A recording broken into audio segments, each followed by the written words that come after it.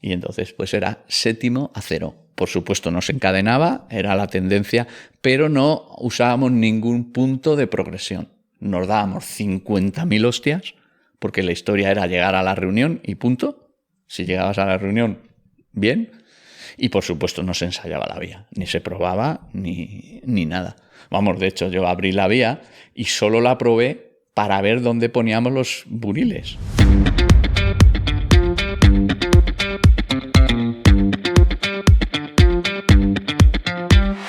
Bienvenido a Rock and Joy, donde disfrutas de la escalada más allá del deporte. Rock and Joy, tu podcast de escalada, en el que hablamos de cómo sacarle más partido a tu actividad favorita, para todos los amantes del mundo vertical. Este podcast forma parte de un proyecto mucho más grande, rockandjoy.com, en el que puedes encontrar formaciones de escalada, guiajes, entrenamientos, coaching mental y mucho más. rockandjoy.com. Todos los viernes, desde primera hora, contigo Miguel Sancho.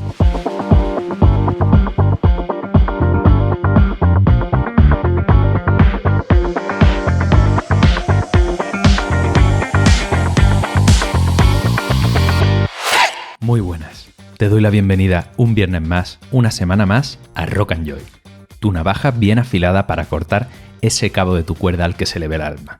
Coño, no la apures tanto que me da miedo ir a escalar contigo. Tu podcast de escalada. El episodio de hoy está patrocinado por Petzl. Sí, Petzl, los líderes en innovación y desarrollo de material de seguridad para tu escalada. Tu amigo invisible que está trabajando contigo en todo momento para que tú ni te acuerdes de que está ahí, para que disfrutes de la escalada de la forma más sencilla y segura. En su fábrica de ensamblaje en Francia, someten a un testeo exhaustivo a todas las piezas, muy por encima de lo requerido por la normativa. ¿Por qué? Sencillo, porque tu vida depende de ella. El lema es simple, excelencia y cero defectos. Seguro que cuando coges una cinta express o un grip no te imaginas que hay una persona detrás y no una máquina. Pues es nuestro orgullo poder decir que sí, hay una persona y es más, una firma trazable detrás de cada producto final. Una gran responsabilidad, un amigo invisible cuidando de ti. El episodio de hoy también está patrocinado por NordVPN. ¿Qué? ¿Qué es esto de una VPN, Miguel? Te lo explico. ¿Te gustan las competiciones de escalada y estás frito porque este año no se pueden ver en YouTube? Con NordVPN te conectas desde Estados Unidos o desde Japón y ¡tachán! Vuelves a tener acceso a todas tus compes favoritas de escalada en YouTube. O bien te has pasado Netflix y tu serie favorita no está en España. Pues con NordVPN y un clic puedes ver tus series favoritas desde Corea. Con más de 5.000 opciones de servidor puedes acceder a todo este contenido restringido que quieras ver. Usando mi enlace nordvpn.com/joy, nordvpn.com/joy, Joy, puedes recibir un gran descuento en un plan de 2 años en los que te regalan 4 meses gratis. Para el episodio de hoy, he llevado los micros a la casa de Carlos Ruiz, alias Snoopy. Si no conoces a Carlos es porque probablemente llevas poquito tiempo escalando. Carlos empezó en esto de la escalada cuando aún no existía la deportiva, cuando aún no se escalaba en libre, cuando era una actividad muy marginal que solo practicaban unos cuantos locos. Ha vivido varias revoluciones en la actividad y ha participado activamente en ellas, con uno de los primeros octavos a nivel nacional, los primeros en Patones y en Pedriza, el descubrimiento de Cuenca como escuela deportiva y muchísimos más aportes que quiero presentarte hoy. Que sirvan estos episodios una vez más para que conozcan la breve historia de la escalada en nuestro país de la mano de uno de los que la han escrito. Sin más, dentro, Carlos Ruiz.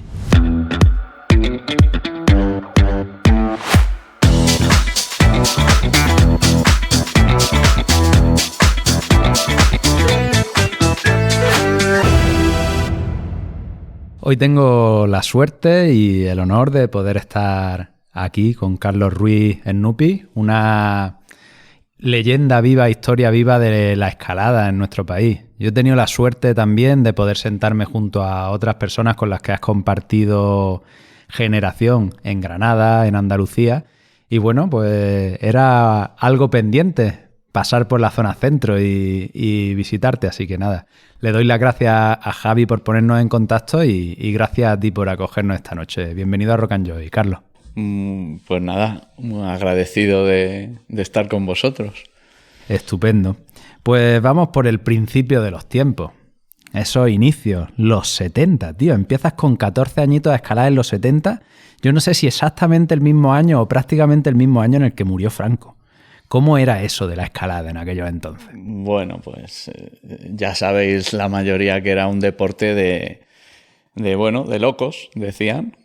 Que por ahí hay un documental que se hizo de locos, ¿no? Sí, era algo muy fuera de lo normal. El salir fuera de viaje, dormir en los sacos, era algo especial. Era mucha aventura la que se vivía. Y muy difícil de convencer a tus padres de que te dejaran, evidentemente. ¿Cómo con 14 añitos te pones en contacto con esto?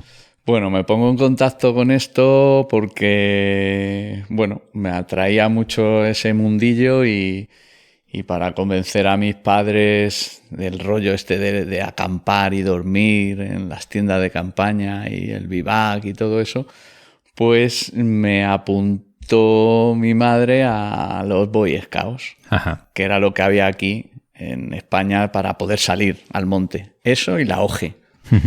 La OGE era un poco de una tendencia más facha, entonces, y los Scouts, pues bueno, parecía que no, pero bueno, al final tenían las mismas tendencias, ¿no? Jerárquicas y tal.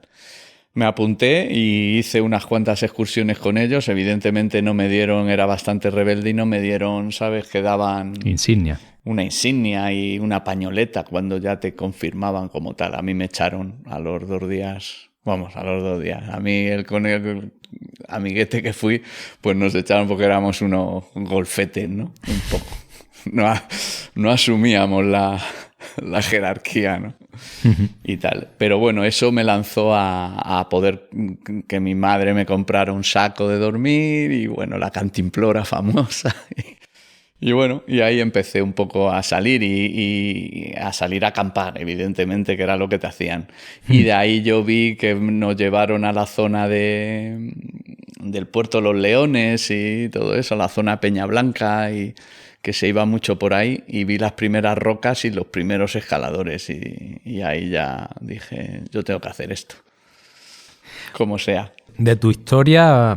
Hay paralelismos con la mía, ¿no? Porque yo también tenía esa inquietud por salir al campo, también estuve en los Scouts, lo que pasa que en mi caso yo sí estuve por lo menos 10 o 12 añitos, vamos, de hecho llegué a ser el monitor, y sí que tenía esa inquietud por escalar, pero no tuve la oportunidad de cogerlo tan joven, ¿no? Fue ya más mayor, y de esa inquietud por salir al campo y estar en contacto con la naturaleza, subirse por las piedras, hay un pequeño gran salto. ¿Cómo fue eso? De verlo y decir, ¡guau! Me encantaría hacer esto, hacerlo. ¿Qué pasó? Bueno, pues claro, no, con los amigos del barrio que ya habíamos salido y tal, y dijimos, pues bueno, vamos a escalar. Y sin saber cómo se escalaba, pero solo por ir al rastro a las tiendas de montaña y ver las cosas, pues nos compramos 5 metros de cuerda. Me acuerdo. 5 metros. 5 metros de cuerda. Para subir 2,5. 5 metros. No sabíamos nada de cómo se escalaba, ni cómo se aseguraba en aquel momento, ni nada de nada, o sea, nada. Pero sí veíamos el material y sí habíamos accedido a algún libro, ¿no? de estos que se veían fotos y tal. Entonces nos compramos, me acuerdo, 3 o 4 mosquetones de hierro, 5 metros de cuerda, un clavo, una maza y unos estribos. Y con eso nos fuimos a la zona de Cotos, en el tren, evidentemente, que era la zona, la forma fácil de llegar aquí a la sierra, ¿no? Cogíamos el metro, o sea, el tren, bueno, primero metro, tren, y luego allí el funicular que nos subía al puerto Navacerrada. Y nos paramos una estación antes y en unas rocas pues nos pusimos a subir. Yo había desmontado también de unos patines los ejes y los clavamos en las fisuras y subimos con los estribos, con las drizas, una piedra de pues eso, 5 metros o 6, sin asegurarnos. O sea, si se nos hubiese salido un clavo, pues te ibas al suelo.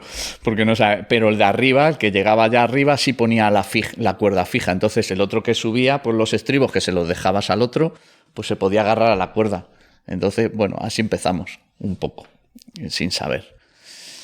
Posteriormente conocí unos vecinos míos, salía con otros que escalaban, lo típico. Pues, ¿tú escalas? Yo sí, yo escalo. Pues vente con nosotros. Y me fui con ellos, ¿no? A escalar. También en metro, en tren. Sí, y fuimos a la Cabrera, Ajá. al Pico La Miel. Que claro, yo cuando vi aquello dije, hostia, qué grande, ¿no?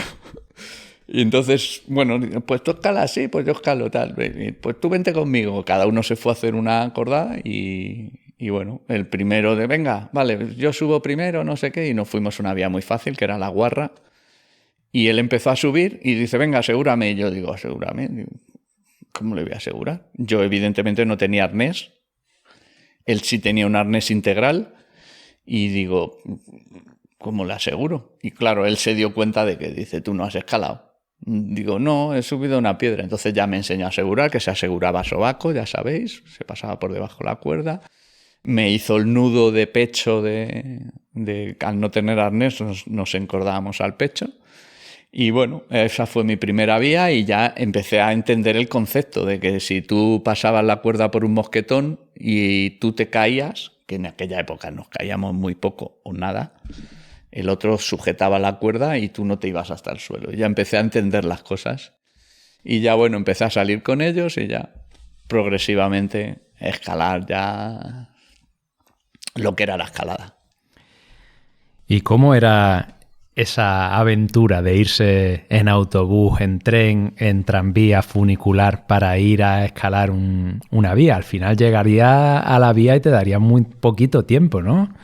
Pues sí, evidentemente, claro, nosotros, bueno, principalmente, primero, que todo lo hacíamos un poco en el orden establecido, que tenías que hacer primero una vía, luego tenías que hacer otra, luego otra. O sea, aunque tú quisieras hacer la Sur del Pájaro, los mayores te decían, no, para hacer la Sur del Pájaro, primero tienes que hacer la Sur del Cancho, luego tienes que hacer la Higinios en el Yelmo, luego, o sea, ir cogiendo la experiencia hasta lograr ir a la Sur del Pájaro, por ejemplo, que en aquella época para nosotros era, yo qué sé, pues el capitán, ¿sabes?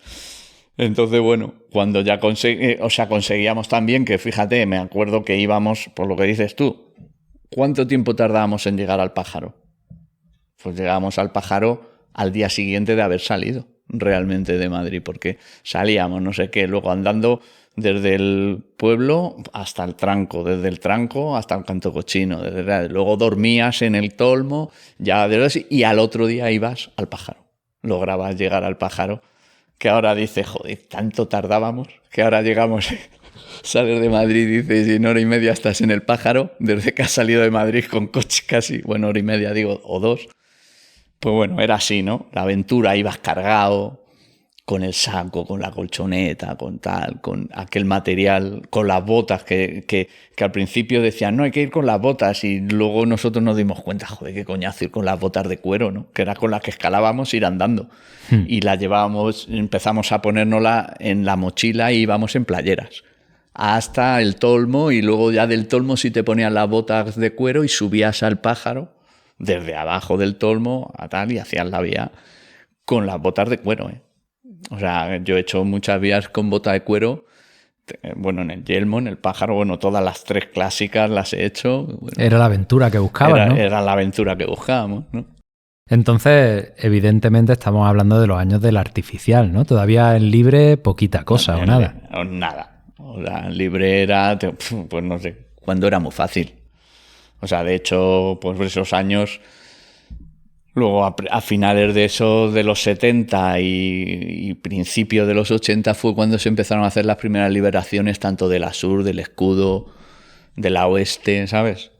79, 80, 81, y ya apareció el Pie de Gato en esos años, y bueno, fue todo el cambio, pero al principio era todo artificial, a poquito que se verticalizaba o tal, artificial.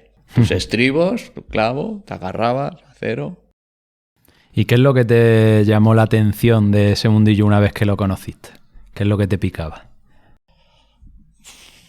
La aventurilla, los amigos, el dormir por la noche con los sacos, el estar fuera de casa, ¿no?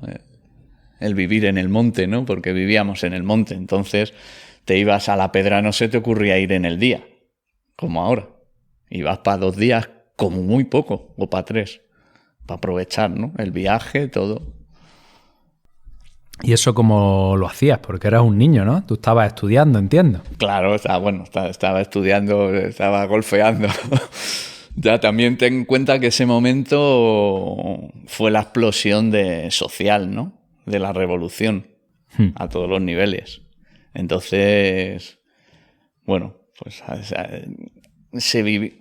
todo el mundo que iba al monte estaba muy relacionado con la izquierda y con el movimiento hippie que empezó a resurgir, ¿no? Y las drogas y el rock and roll, y bueno, era un conjunto de cosas asociales, ¿no? En ese momento, y revolucionarias. Y eso te hacían, bueno, nos gustaba mucho, ¿no? Nos dejamos el pelo largo, bueno, esa parafernalia, ¿no? Te atraía mucho, ¿no? Realmente los refugios eran centros revolucionarios, o sea, todo el mundo hablaba de la CNT, ¿sabes? Del Partido Comunista, era algo todo muy nuevo, ¿no? Todo muy nuevo. ¿O ibas a los refugios de montaña a dormir? Claro, íbamos por Alzabala, al Victory, al de Galayos. Claro, es que había pocos refugios, pero íbamos, ¿no? En la zona nuestra se iba. O simplemente, por ejemplo, hablar del Tolmo, ¿no? El Tolmo era como el refugio, ¿no? De allí, porque el Peñalara era ese refugio hasta hace... Bueno, ahora ya es un refugio público, pero era privado, ¿no? Entonces jamás hemos ido al refugio de la Pedriza, ¿no? A dormir nosotros. Nuestros refugios eran las cuevas. El Tolmo, el Vivaz de la Lancha, el Tolmete. Y bueno, ahí siempre había gente. Y eran, bueno, los refugios y donde se hablaba de todo, ¿no? De ese momento. O sea, casi era más importante esa reunión que la propia escalada, ¿no? Casi. Sí, era muy importante, era un conjunto de cosas y muy importante era esos grupos, ¿no? De peña y esas reuniones, ¿no? ¡Ey! ¿Aún no conoces Climbskin? Sus productos son uno de mis grandes aliados para la escalada. Un kit que no puede faltar en mi mochila. Porque si dedico tiempo y esfuerzo en prepararme, en entrenar, comer bien y descansar mejor para ir a darlo todo en los proyectos, lo último que quiero es que la piel suponga un freno en mi escalada. Y es ahí donde entra Climbskin. Tienen un non-stop kit Welcome Pack, súper fanático, con crema regeneradora para la piel, gel de silicio orgánico para descargar la musculatura, el increíble esparadrapo que es lo mejor que he probado jamás, en serio, con un corta uñas preciso, una lija de madera y un fingercillo. Y todo esto envuelto en un neceser resistente súper chulo que siempre tengo en la mochila. Una pasada para llevar contigo a todas partes que tienen de oferta en la web y que además, por ser oyente de Rock and Joy, te puede llevar aún más barato, introduciendo el código JOY, J-O-Y en mayúscula, en el checkout de su web. No te olvides, climbskin.com, climb de escalada y skin de piel, tú juntito.com y el código JOY, J-O-Y en mayúscula. Bueno, Carlos, tú has tenido la suerte de vivir la transformación, no solo de esa época de transición, sino la transformación y la revolución de la escalada, que pasó de ser un medio de entrenarse para hacer grandes paredes a un fin en sí mismo. ¿Cómo se veía esto en aquel momento? ¿Cómo surgió esa chispa de decir, vamos a empezar a plantearnos la escalada como algo interesante en sí, vamos a intentar liberar cosas? Bueno, pues principalmente por las influencias exteriores, ¿no? Del extranjero, sobre todo, ¿no? Los primeros, bueno, libros el de Yosemite, el de George Meyers, que fue uno de los libros que nos marcó, el primer libro que nos marcó, la tendencia de por supuesto, cambiar la bota, ¿no? Al pie de gato, pero sobre todo de la estética. O sea, pasamos a identificarnos totalmente porque en ese momento éramos, ya te digo, muy hippies, casi todos. Y al ver el libro decíamos, es que son hippies los que escalan. No son gente con una camisa de franela de cuadros y un pantalón de bávaro de pana, que era como íbamos vestidos, ¿no? Con la media alta roja. Y claro, fue brutal. Entonces... Bueno, lo recuerdo perfectamente que ya íbamos a la Pedriza y parecían gente que se había salido del libro, todos nos vestíamos igual, con el pantalón blanco como el que tenía en la contraportada de estos de judo, con no sé qué, camisetas de flores, o sea, camisas, pelo largo, cinta en el pelo. Y de ahí empezó el rollo ya del libre. O sea, ya aparte del rollo estético, ya era el forzar el libre, ¿no? Vimos los primeros Friends, evidentemente, que nunca los habíamos visto aquí. Todo era tacos y no sé qué. Y bueno, empezar a no usar la maza ni los clavos y liberar pues las principales cosas de Artifo de las vías, ¿no? ¿Y de dónde surge esa motivación por liberar? Pues lo veíais en los libros también. Bueno, claro, los libros, porque ya veíamos estos haciendo fisuras, medio techos en libre, el Separate Reality y tal. Pues bueno, pues decíamos, pues hay que subir en libre. Todavía no había salido la tendencia del entrenamiento como tal, y no entrenábamos, de hecho. De hecho, nuestra generación, cuando te veían tirar de brazos, te decían, no sabes escalar. No hay que tirar de brazos, hay que hacerlo todo con los pies. Evidentemente, claro, en cuanto había un techo, pues lo hacías en artificial. Entonces, eso pasó un poco después, lo de ya entrenar. ¿Y esa evolución del material, esos pies de gato, lo veíais en la revista y lo podías comprar aquí o cómo? Bueno, pues al principio íbamos a Andorra a por el material, porque aquí no había mucho, y luego se empezó a traer aquí. Los pies de gato y tal, pero los primeros se trajeron de Andorra, los Super Graton famosos de ED. ¿Y quién los trajo? Pues bueno, fue uno a lo típico de la gente que, ¿sabes? Se iba al este y trajo, pues mira, me compré unos gatos. Me acuerdo que estaban los Paragot, los que tenían la suela blanca también.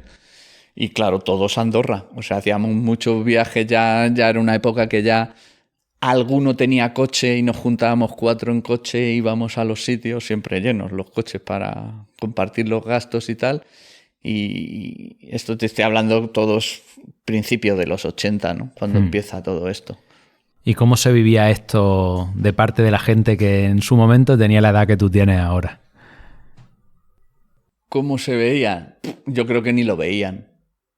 No lo veían. Estábamos muy separados unos de otros, ¿sabes? Porque la gente mayor de ese momento eran muy tradicionales, eran de club y de tal, y bueno, evidentemente lo veían y estarían sorprendidos de los cambios, pero no teníamos mucha relación con ellos. Yo creo que se sorprendían evidentemente de las cosas que bueno, pues como yo me he sorprendido, ¿no? De que alguien haga una cosa que a nosotros nos costaba un montón o tal, llegue uno y lo haga sin cuerda, ¿no? Pues ellos que lo hacían en artificial, el escudo del pájaro, que digan han pasado en libre por ahí, pues flipaban, ¿no? Me imagino. Pero teníamos poca relación realmente. Al final éramos el grupo de revolucionarios que estábamos ahí todo el rato intentando abrir vías nuevas, innovando y bueno. ¿Cómo se escalaba en aquellos entonces? Me refiero al estilo, porque el rock punk todavía no se había inventado, no había llegado aquí, ¿no? Claro, bueno, creo que eso, yo cuando se lo comento a la gente, creen que es tan evidente como que, bueno, subir en libre, pues es subir desde el suelo hasta la reunión. Y para nosotros fue todo pasos muy lentos. O sea, primero se habló de he hecho esto en libre. Y hacer esto en libre no significaba no colgarte a descansar. Podías colgarte. Lo que no podías es ayudarte a progresar del punto de seguro. Pero te podías colgar. Posteriormente se empezó a decir, ¿y cuántas veces te has colgado? Pues yo 2. Pues yo 1. El que se había colgado 1 era mejor que tú. Se había cansado menos. Entonces, al final, yo me acuerdo que Tarradés también fue otro de los sitios donde se generó y estuvo ahí en el ambiente de esto de forzar las vías. Se decía, me he hecho el desplome de la Colores en libre. Y decía, con 2 puntos de reposo. Y valía. Posteriormente, ya nos dimos cuenta que libre, que fue cuando se conoció la palabra rock punk, libre era que subías desde el suelo hasta la reunión o hacías el largo desde reunión a reunión sin colgarte y sin ayudarte de nada. ¿Y lo de ensayar? Lo de ensayar es mucho luego, muy posterior. O sea, lo de ensayar, nosotros empezamos a ensayar ya a finales, o sea, a mediados de los 80, 80 y pico, como que aprenderte una vía era un poco trampa. O probarla primero en Torrop, trampísima. Entonces, pero luego, progresivamente, claro, para nosotros fue una generación que, o sea, incluso los primeros octavos no hemos pasado de 7, 8 intentos. O sea, porque, vamos a ver, si necesitas más intentos, necesitas escalar mucho más. Jamás se nos ocurría decir, o sea, de hecho todo el mundo bueno, o sea, más de 10 pegues a una vía, tío, no estás al nivel. Dedícate a escalar y a entrenar y espérate a más 7Bs o más 7As o más 7Cs hasta que no vas a estar probando un 8A, como se hace ahora, ¿no? Que la gente empieza a probar lo que sea, da igual el nivel, ¿no? Pero sí. Lo mismo se tira un año probando una vía.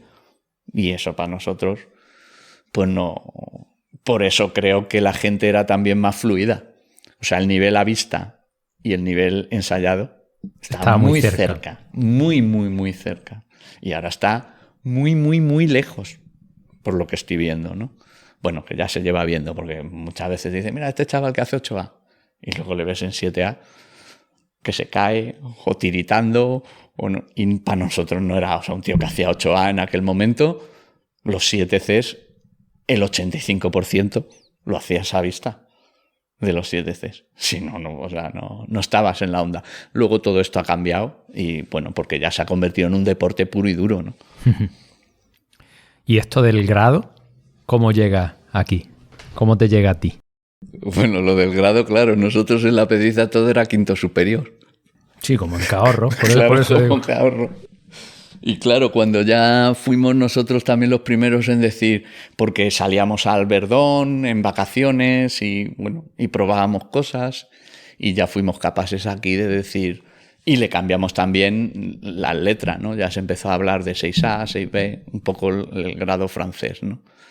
Y bueno, a ser capaces de graduar algo, bueno, nuestra generación fue un poco decir, en la Pedriza hablar de un séptimo grado, ¿no? Con el máter, por ejemplo, que fue la primera vez que decíamos séptimo grado, ¿no? Que fue luego el primer 8A. Que luego, posteriormente, fue porque era séptimo a 0. Evidentemente tenía un A0 en el medio y entonces pues era séptimo a 0. Por supuesto no se encadenaba, era la tendencia, pero no usábamos ningún punto de progresión. Nos dábamos 50.000 hostias, porque la historia era llegar a la reunión y punto. Si llegabas a la reunión, bien. Y por supuesto no se ensayaba la vía, ni se probaba, ni nada. Vamos, de hecho yo abrí la vía y solo la probé para ver dónde poníamos los buriles. Y ya desde abajo para hacerla 50.000 hostias. Que ahora dice, joder, podía haber probado y haber descubierto los pasos sin darme 50.000 hostias. Pero estaba mal visto. Pero estaba mal visto, claro. Y en aquel momento ya estaba fanático perdido, ¿no? Con esto sí, ya estábamos fanáticos. Ya era, nos íbamos a la cueva ahí de las Oseras, que era el centro donde se revolucionó todo, y nos estábamos ahí la semana entera entre diario. Sacábamos algo de dinero y nos íbamos allí con un poco de comida, un poco de tal, y ahí los sacos, una hoguerita todas las noches, que era obligado cada acordada a bajarse a última hora de escalar unas pocas de maderillas para poder subsistir, y ahí nos pasábamos equipando y... Bueno, eso es como Jerry Moffat, que ellos vivían de el dole, que era ese paro que tenían en esa época, y aquí de trapicheo, ¿no? Aquí trapicheo. Yo empecé en esa época, probablemente fuese de los primeros, cuando ya salió la goma cocida, arreglaba los gatos a casi todos los de la Pedra. Les ponía la suela de goma cocida cuando se descubrió la goma cocida, ¿no? Fue una de las revoluciones en el ámbito de la Pedriza, ¿no? Que luego se extendió, y me dedicaba a eso. Luego empecé a coser cintas Espre, porque vimos una cinta sin nudos y aquí no había, y yo, que mi madre me había enseñado a coser y tal, pues digo, yo voy a coser unas cintas con hilo fuerte, y las probábamos, evidentemente las homologábamos nosotros mismos. Poníamos una cinta larga con nudo y la corta y nos tirábamos. Tirábamos 4 o 5 veces y decíamos, esto no se rompe. Homologado. Y empecé a vender cintas cosidas también y luego empecé a hacer forros polares. Hostia, ¿alguna vez has ensayado una de esas cintas caseras? ¿Ensayado en una prueba de verdad? No. Sí. La prueba mejor que le he hecho a unas que hice un cosido, eso no hace mucho, a lo mejor fue a mediados de los 90, le cosí unas cintas a los Friend, yo, con un sistema de costura más pequeño. Y en la torre de bomberos cogí 60 kilos con una cuerda y las tiré a plomo, los 60 kilos, a plomo total, pues con una cuerda de 25 metros, o sea, un pepinazo de 25 metros sobre la cinta y ni se inmutó la cinta. Lo tiré por lo menos 6 veces y lo que empezó a estallar fue la cuerda en la arista de las pesas, porque las posé por el agujero de las pesas. Y ahí la cuerda empezó a estallar la camisa, pero la cinta ni se inmutó. Esa cinta ya no lo usé, pero luego sí las cosí las demás. Bueno, pues nada. Homologada tu técnica. Homologada, estaba homologado. Muy bien, pues después de esto, joder, llegó esta evolución en el nivel tan grande, ¿no? O esta revolución en el nivel del libre tan grande, porque en poquitos años pasasteis de ese quinto superior y escalar con botas, dicho, estás escalando séptimo superior, octavo grado. Sí. Lo que es octavo grado ahora, que en aquel momento a lo mejor ni lo etiquetabais así, ¿no? Sí, fue todo muy deprisa, muy deprisa. O sea, pasamos de, yo recuerdo, cuando ya empezó la deportiva, ¿no? Un poco, y empezamos a equipar en patones.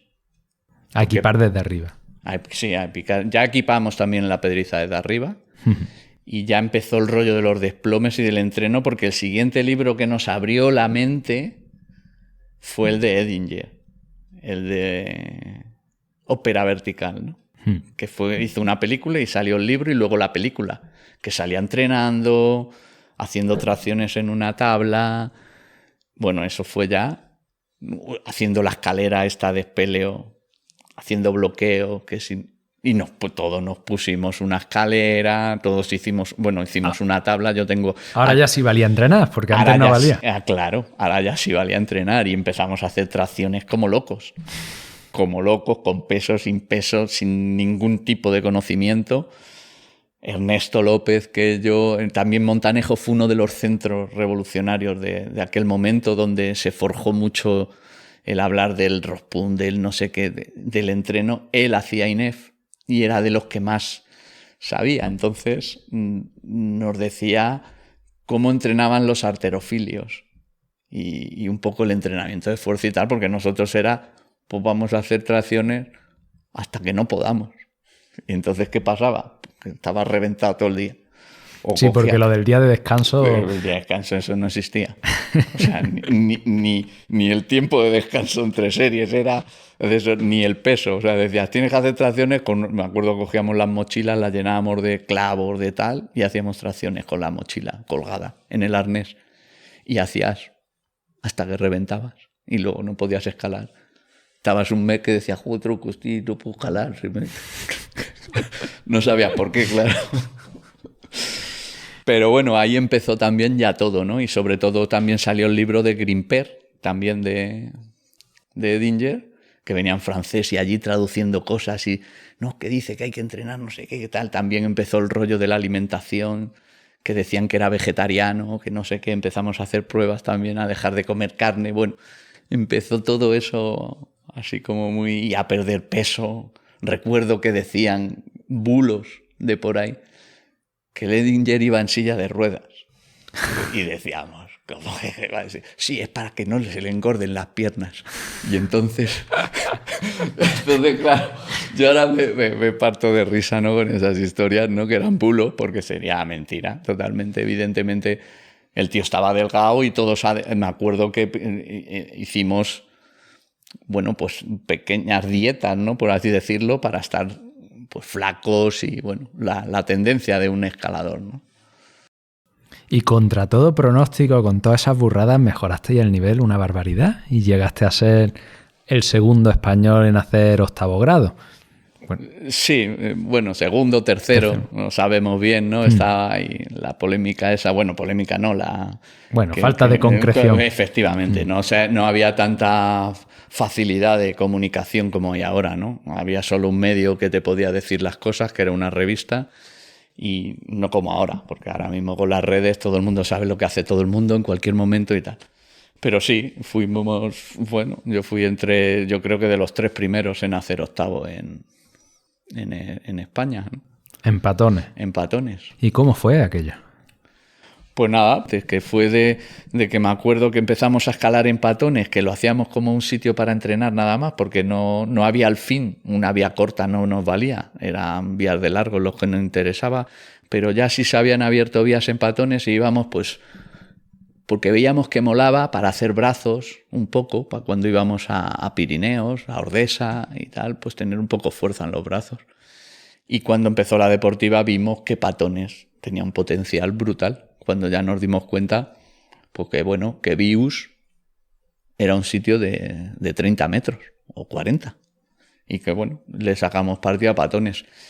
Y bueno, pues empezamos a abrir vía progresivamente hasta que abrimos Chavo y yo posible misión entre todas las de ese desplome, La Mano el Mono, Popeye,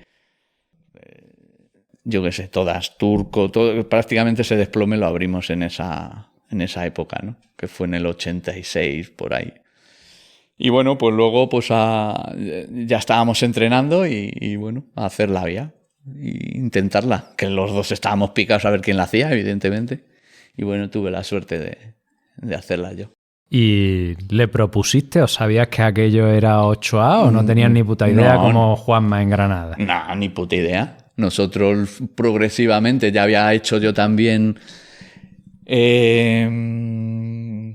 Mogambo, que dijimos que era 7C o 7C más, porque Chavo y yo éramos los que más habíamos viajado y decíamos, pues yo he probado una vía en el Verdón que era 7C y yo creo que está más difícil y tal. Y bueno, y dimos pues tanto al culto de la Ostra Azul que le dimos 7C como a Mogambo 7C más, y esta vimos que era más difícil y entonces decíamos, lo mismo es 8A esto, pero claro, con un miedo a decir eso.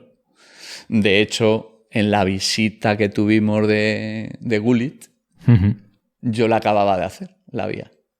Y bueno, aunque vino que él se iba al Himalaya, creo que fue cuando hizo Eternal Flame y todo esto, y no venía muy en forma, decía él, que se hizo a Flash un 7C de los difíciles de ese momento, 7C más, en las Choucalas. No quiso probarla, le invité a que la probara y desde abajo dijo, seguro que es 8A. ¿No? Pero bueno. ¿Y cómo fue que vino Wolfgang Gullit para acá? Pues le trajo Edelweiss, creo. Y a mí me llamaron el distribuidor de aquí para que, bueno, le hiciera un poco de comensal, ¿no? Con él. Y fuéramos allí. Y bueno, la putada fue que hizo un día malísimo, lloviendo, solo pudimos escalar en el desplome, calentar en el propio desplome y bueno, hay por ahí unas fotos y cosas y estuvo aquí. Y estaba de camino, pues bueno, que recién se iba al Himalaya, en breve. Ya te digo que decía que venía pasado de peso y tal. Pasado de peso, bueno, ya sabes, los escaladores, ¿no? Sí. O sea, el tío estaba de puta madre. Pero bueno, que no estaba en ese momento fuerte, pero bueno, ya te digo que se le veía unas cualidades brutales. Bueno, aquí te comentaba yo antes que estábamos tomando roscón de Reyes con cerveza y te preguntaba si era verdad que este tío tomaba café con aceitunas. Pues verdad es, porque vamos, paramos en el bar de Patones a tomar un café y pidió aceitunas. Y nos quedamos sorprendidos. ¿Y el camarero de Patones qué le dijo? Y el camarero pues se quedó igual de sorprendido que nosotros. Decía y que le encantaba las aceitunas y el café. Y luego fuimos a La Pedra, que por supuesto flipó con la pedriza. ¿No escalaste allí? No, porque bueno, ya era al atardecer. Ajá. Habíamos estado en Patones, tomamos algo, luego pues de camino para allá le enseñamos la pedriza y flipó con la pedra, ¿eh? Se quedó impresionado. No se esperaba que podría haber eso aquí en la zona centro y dijo que tenía que venir aquí a escalar. Lo que pasa que luego ya sabéis que que falleció en un accidente y nunca vino, pero se quedó impresionado. De hecho, hablamos, que yo se lo dije, digo, es que yo he estado en Joshua Tree, que ha tenido tanta fama para nosotros por tantas fotos en la revista, y yo cuando fui Joshua Tree digo, pero esto, no digo que sea una mierda Joshua Tree, pero que la Pedriza es 50 veces mejor que Joshua Tree. Hasta aquí por hoy. La semana que viene seguimos con más, con el desarrollo del material, con los primeros octavos, con el desarrollo de las escuelas en la zona centro, con anécdotas, con historia y aprendizaje. Suscríbete para no perdértelo. Un abrazo y hasta el viernes que viene.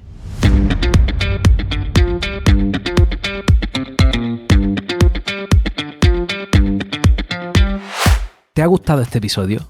Puedes escuchar muchos más capítulos exclusivos en Rock and Joy Origen, el podcast privado en el que cada martes te traigo una nueva herramienta, un nuevo aprendizaje directo a tu móvil, además de los episodios de Rock and Joy por adelantado.